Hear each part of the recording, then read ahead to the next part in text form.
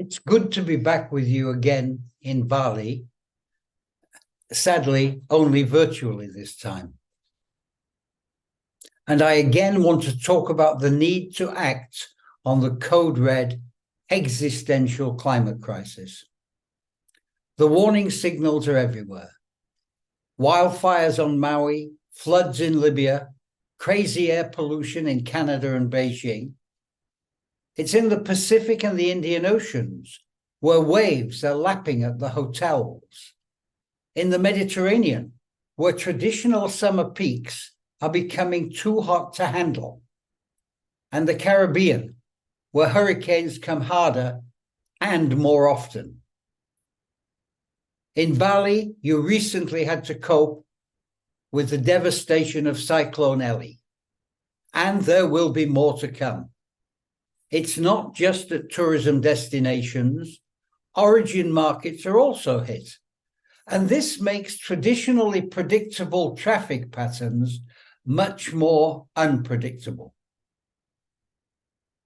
And that's without the global tipping points of melting ice sheets at both poles and thawing tundra in Siberia. This is our new reality. Our world is screaming out for climate action now, not just by 2030 or 2050. Our kids are demanding this, and they're taking countries to court and they're flight shaming. And even more significantly, the climate scientists are demanding it too.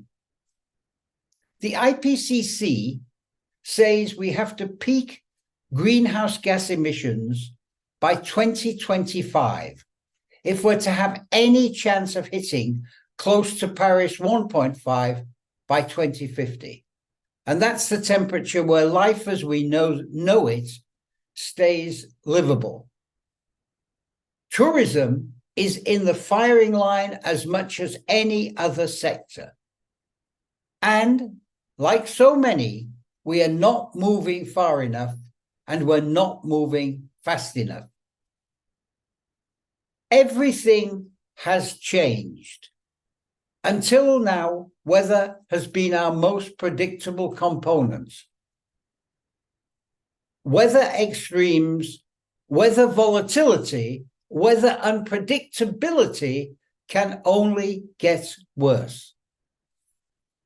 At Sun X, Strong Universal Network, a legacy for the late Maurice Strong, climate activist who was warning about this kind of situation half a century ago, we're fighting to help accelerate tourism's response.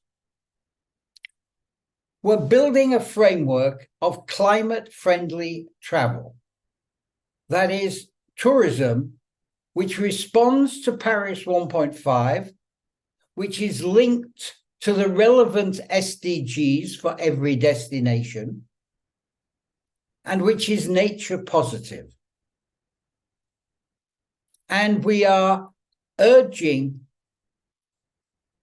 tourism communities to adapt to the new climate reality first, and second, to peak greenhouse gases sooner rather than later.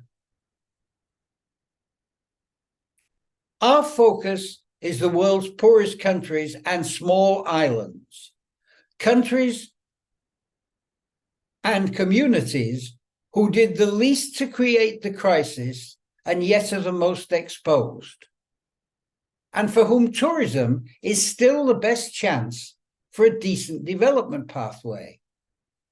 Our primary target is the next generation, today's emerging tourism leadership, and people who have travel in their blood.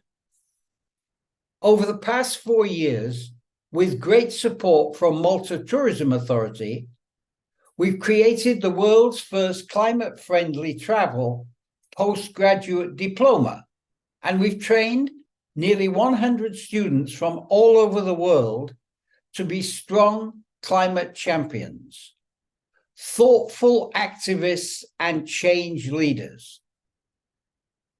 We've established a global climate-friendly travel registry for companies and communities to frame climate action plans. We have 300 registrants on it at the moment, and it grows every week. We've created 50 national climate-friendly travel chapters to build a framework and a system at the local level. And we have another 50 planned for this year, including one here in Bali.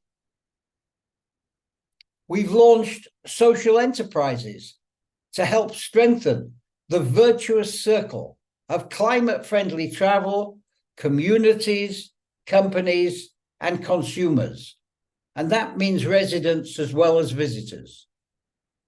We've created a climate-friendly travel club designed to bring tourists themselves to the table with rewards for climate-responsive actions rather than penalties and dodgy offsets buried in airline add-on charges.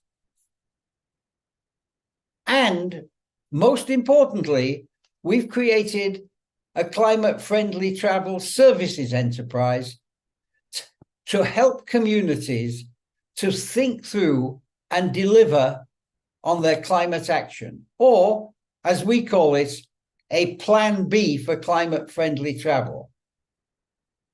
Bali is very important in this framework because the very idea of a plan B was hatched here in Bali more than a decade ago.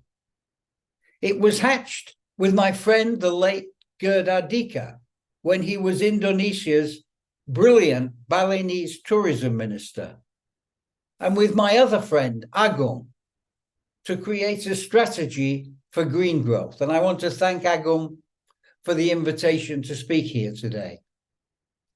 It was based on the solid local community foundation of Trihita Karana, the fundamental links between nature, people, and spirituality. We even designed the schematic organization chart in the form of a traditional Balinese temple instead of a dull McKinsey-type chart.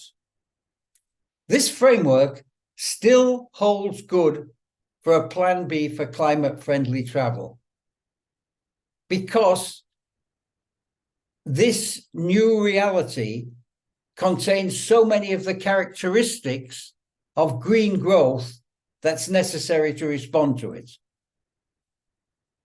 But with the dominant themes of climate resilience, greenhouse gas reduction, and climate justice at the core. As we speak, we are working closely with the Ecotourism Society of Bali to develop such a plan B. And we believe this will become a real global model. We're using artificial intelligence, which gives us the capacity to expand the concept rapidly.